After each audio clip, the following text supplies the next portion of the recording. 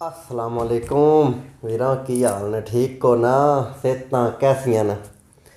अज वीरा बैठो आज इत्थै ना अपना क्या होंदा दफ्तर बिच, ते मैं आखेआ चलो अज बैठे बैठे ना एक अपने वीरा ने अपने भरावां ना एक गल दस छड्डना।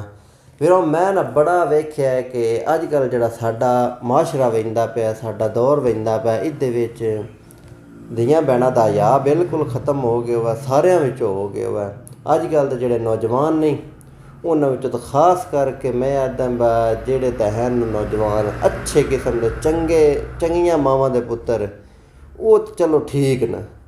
तो हुण मैं मावां दे बारे ते गल नहीं करनी चाहिदी, तरबियत जिहड़ी है इंज दी करनी चाहिदी औलादी दी, कि औलाद जिहड़ी है वो इंज बन के विखावे कि आउण वाला कोई भी बंदा नहीं जेह्ड़ा उस बंदे ते उंगली चा के वेखे ना आखे भाई छोड़ ठीक है। लेकिन जेह्ड़ा अजकल असीं वेखदे पे वो ये रवाज चल गया हुआ है। टुर पैना सवेरे टाइम होना 8 बजने, स्कूल का टाइम होना, जिस टाइम लोकां दियां भैनां लोकां दियां बच्चियां स्कूल वेने पे होना, तो उत्थे जाके रोड उत्ता खड़ो रहना, वेखना उन्हां नालों ते खुश होना। तो लेकिन इहदे विच गल मैं तुहानूं दस्सां, ये है सरासर बगैरती, इहदे विच कोई इंसानियत नहीं उस बंदे विच, उस नौजवान विच। तो शायद मेरी गल जिहड़ी है लगे तुहानूं कोई कौड़ी लगे या कोई किसी किस्म का भी मैं तुहानूं बैड़ा लगदा पिया वां, मैं गल तुहाडे अगे सीधी करदा पिया, तो ये कम चंगा कोई नहीं। लेकिन इसदा अंजाम बड़ा भैड़ा हुंदा है। तुहाडी ज़हन के है, तुहाडा सोच के है?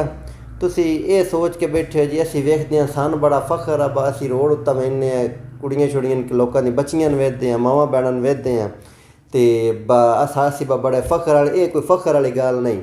ये तो अद नहीं अपनी नस्ल पुनाने वाली गल होंदी है।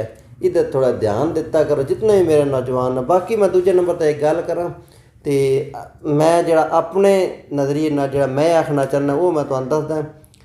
इंसान अगर वेंदा पिया ना किसी राह विचों, किसी गली च वेंदा पिया, तो सामने तुहाडे किसी दी धी भैन, किसी दी बच्ची लगी होंदी है, उस नौजवान दी जिहदियां अक्खां होने दे बावजूद वो उस बच्ची आलो या उस भैन आलो नज़र चाह के ना वेखे, मैं उस बंदे नूं मरद समझदा है, उस नौजवान नूं मैं मरद समझदा है। मैं उस नौजवान नूं मरद ही नहीं समझदा जिहड़ा किसी दी धी भैन आलो फजूल तकदा पिया होवे।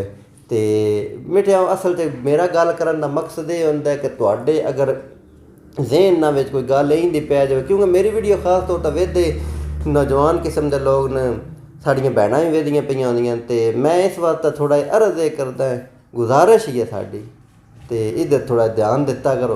क्योंकि अज अगर तुसीं किसी दी धी भैन वाल वेखसो ना, कल तुहाडी वाल भी किसी दी नज़र पौसी। क्योंकि जे तुसीं दिल साफ रखदे हो, किसी दे वास्ता अच्छा समझदे हो, तो इधर तो थोड़ा अमल भी कीता करेआ।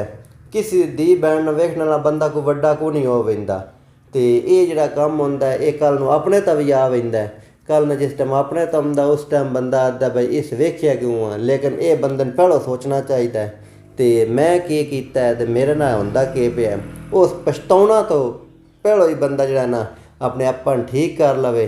किसी अल वेखने की लोड़ नहीं, हर एक दी इज्जत न इज्जत समझो, अपनी इज्जत नूं अपनी इज्जत समझो, किसी दी इज्जत नूं भी अपनी इज्जत समझो।